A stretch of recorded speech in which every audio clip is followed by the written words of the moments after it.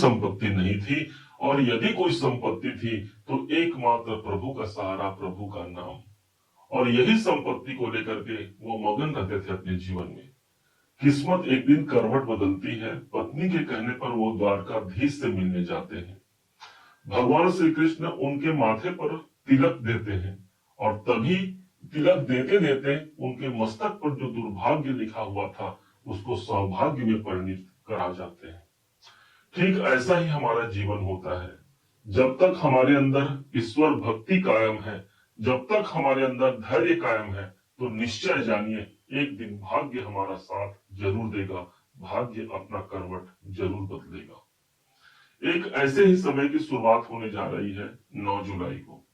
देव गुरु बृहस्पति भाग्य के कारक होते हैं, और यही उदय हो रहे हैं, अर्थात उदित अवस्था पर आ रहे हैं।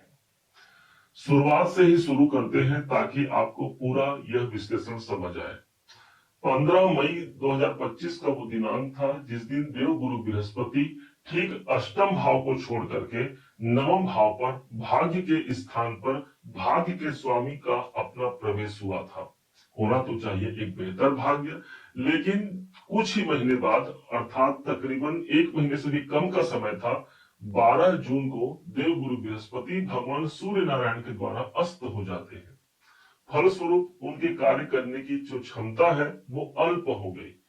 परिणाम स्वरूप हमको भाग्य का एक बहुत अच्छा साथ मिलते हुए भी बहुत सुंदर और बेहतर हमको साथ नहीं मिल पाया। अब एक समय प्रारंभ होता है 6 जुलाई को। 6 जुलाई को देवगुरु बृहस्पति उदित हो जाते हैं, परंतु 12वें अवस्था पर होने के कारण जो इनका प्रभाव आएगा वो 3 दिन और विलंब हो गए, और अंततः वो घड़ी आती है 9 जुलाई का डेट आता है जिस दिन यही देवगुरु बृहस्पति उदय हो जाते हैं, और उदय अवस्था पर आकर के ये भाग्य अवस्था पर कायम है। मन में प्रश्न उठता होगा कि वास्तव में ये अस्त अवस्था क्या होती है। आप ऐसा जानिए कि आप किसी कार्य को लंबे समय तक आप करते रहे और वो थकावट हमारे अंदर मौजूद हो गई और एक झपकी हमने ले लिया, और झपकी लेने के पश्चात जब पुनः फिर से हम उठते हैं तो कितनी स्फूर्ति, कितना नयापन हमारे अंदर विद्यमान होता है किसी कार्य को आगे बढ़ाने के लिए। ठीक ऐसी ही स्थिति देवगुरु बृहस्पति के पास इस समय पर विद्यमान रहेगी, अर्थात अतिचारी अवस्था में जो इनके कार्यकाल 18 अक्टूबर तक चलने हैं, उसकी पूर्ति के लिए, उसकी वृद्धि के लिए देवगुरु बृहस्पति यहाँ पर उदित हुए हैं। अब आगे बढ़ते हैं। यहाँ पर दोहरे गोचर सिद्धांत को हम यहाँ ले रहे हैं। द्विगोचर सिद्धांत के अनुसार जिस भाव पर शनि और गुरु बृहस्पति की पुष्टि हो जाए, मुहर लग जाए, वो स्थान सबसे ज्यादा मजबूती से कायम हो जाता है। अब वो सिद्धांत भी यहाँ लागू करके आपको प्रेडिक्शन देने वाले हैं कि कौन सा हमारा कार्य बनने वाला है।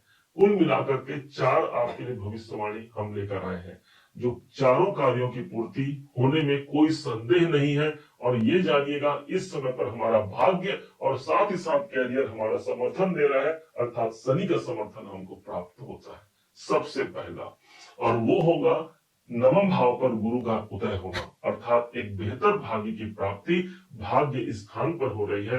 भाग्य इस समय पर हमारा सपोर्ट करता है, समर्थन करता है।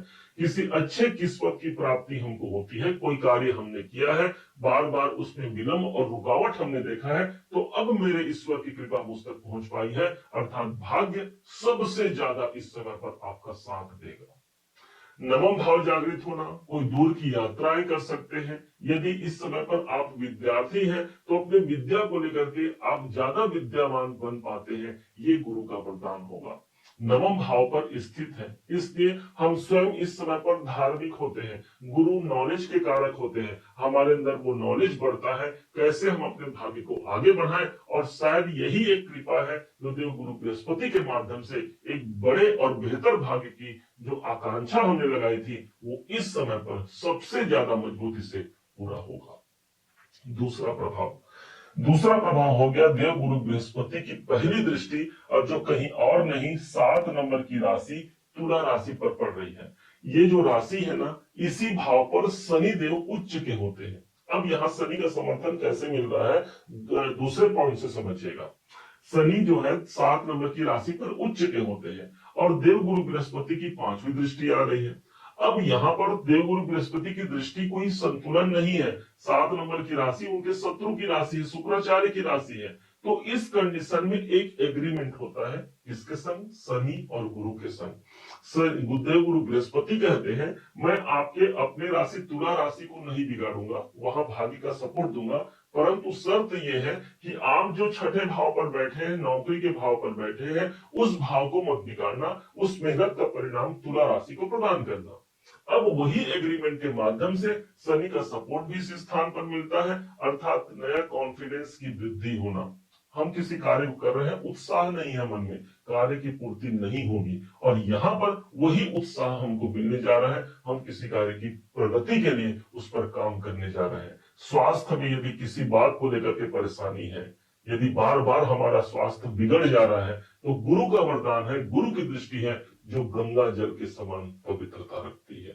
अब वही पवित्रता मेरे ऊपर आ गई। गुरु का की दृष्टि का पढ़ना सौभाग्य को जन्म देता है ना, एक भाग्य नहीं बल्कि सौभाग्य की प्राप्ति इस समय पर सबसे ज्यादा मिलने जा रही है। देवगुरु बृहस्पति की दृष्टि पड़ने जा रही है, हमारे अंदर सात्विकता आता है, गुरु का प्रभाव आ गया। गुरु बढ़ोतरी के कारक होते हैं, और बढ़ क्या रहा है तो हमारे भाग्य भाव से हमको देख रहे हैं, अर्थात हमारे बढ़ोतरी का ये समय रहेगा। अब तीसरा प्रभाव, और तीसरा प्रभाव मिलता है ठीक तीसरे भाव को, और ये होगा देवगुरु बृहस्पति और शनि के संयुक्त गोचर का प्रभाव। और जहां पर गुरु की नवम दृष्टि पड़ रही है, तो वहीं पर शनि देव की दसम दृष्टि ठीक 9 नंबर की राशि तीसरे भाव पर पड़ रही है। और इसलिए यदि आप स्पोर्ट्स में हैं, मार्केटिंग में हैं, या फिर इस समय पर जो सबसे ज्यादा प्रभावी होगा वो आपका कॉन्फिडेंस का स्तर अच्छा रहेगा, आप उस मार्ग को प्राप्त करके अपने प्रगति मार्ग पर अग्रसित हो सकते हैं। तीसरा घर हमारे चैलेंजिंग सिचुएशन का होता है, और यहाँ गुरु भाग्य का दृष्टि पड़ना, शनि की दृष्टि का पड़ना, और जो कि तुला राशि के लिए योग कारक है, तो इस बीच जो चैलेंजिंग सिचुएशन लाइफ में बने हुए हैं उससे बाहर निकलने का हमको एक सुलभ रास्ता निकल पाता है, और जो कार्य हम अपने जीवन पर पाना चाहते हैं वो कार्य इस समय पर सबसे ज्यादा मजबूती से फलीभूत होने जा रहा है।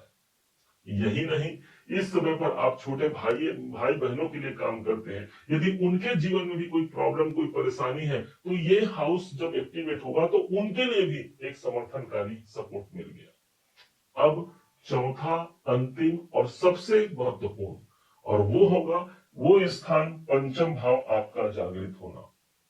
एक तरफ देवगुरु बृहस्पति की नवम दृष्टि 11 नंबर की राशि जहां लिखी हुई है उस राशि पर पड़ रही है, जो कि पंचम भाव है तुला राशि का, और अभी ठीक 13 जुलाई से ही शनि देव भी वक्री हो जाएंगे, और वक्री होकर के इनका प्रभाव भी इसी स्थान पर पड़ जाएगा, पंचम भाव पर। और पंचम भाव ही वो स्थान है जो हमारे प्रारब्ध का स्थान है। पूर्व जन्म कृतम पापम व्याधि रूपेण बाधते, अर्थात पूर्व जन्म में हमने जो कर्म किया है वही इस जन्म में हमको व्याधियों के रूप में प्राप्त होते हैं, चाहे वो कैरियर को लेकर के हो, धन को लेकर के हो, या शरीर को लेकर के हो। तो आज एक ऐसा समय है जो 4 महीने तक प्रभावी रहेगा, जहां शनि का प्रभाव तो आ ही गया, साथ ही साथ मेरे भाग्य की दृष्टि पड़ गई, मेरे ईश्वर की दृष्टि पड़ गई, इसके प्रारब्ध के शुभ परिणाम हमको प्राप्त होते हैं। प्रारब्ध को बदला जा सकता है अपने कर्मों के द्वारा, और वही कर्म का सपोर्ट हमको शनिदेव के माध्यम से मिलने जा रहा है। संतान को लेकर के कोई काम करना हो, उनके एजुकेशन कैरियर के लिए कोई कार्य करना है, संतान के प्रोग्रेस के लिए कोई काम करना है, ये एक बेहतर समय रहेगा जहां पर हम उस कार्य को कर पाते हैं। आप यदि विद्यार्थी हैं, स्वयं शिक्षा प्राप्त कर रहे हैं, तो देखिएगा इस समय आपका नॉलेज इस समय पर बढ़ रहा है, अनेक अनेक माध्यमों से आप अपना नॉलेज बढ़ा रहे हैं, अपने ज्ञान को बढ़ा रहे हैं, क्योंकि गुरु ज्ञान है और शनि कर्म है, अर्थात कर्म और ज्ञान दोनों हमको प्राप्त होने जा रहा है।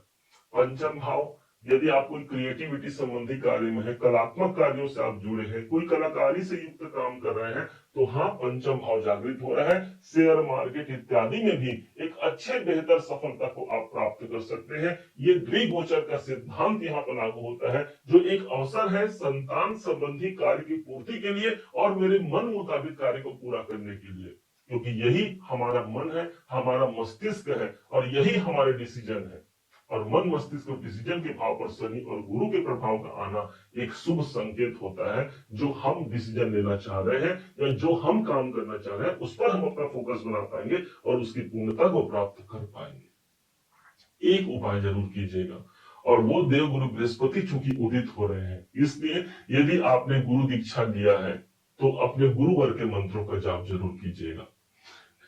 अन्यथा आप ओम ब्रीम बृहस्पति नमः का मंत्र जाप कर सकते हैं, या फिर जिन्होंने गुरु नहीं बनाया है तो एक ऐसे गुरु हैं जो जगत गुरु हैं, भगवान देवाधिदेव महादेव, भगवान शिव के मंत्रों का जाप कीजिएगा। मंत्र जाप मम दृढ़ विश्वासा पंचम भगति सो वेद प्रकाशा, अर्थात हमारे जीवन को प्रकाशित करने के लिए भगवान के मंत्रों का जाप करना, गुरुवर के मंत्रों का जाप करना आपके लिए बेहतर भाग्य शनि गुरु के माध्यम से निकाल करके देता है, जिसकी पुष्टि भगवान का आशीर्वाद हमको देगा।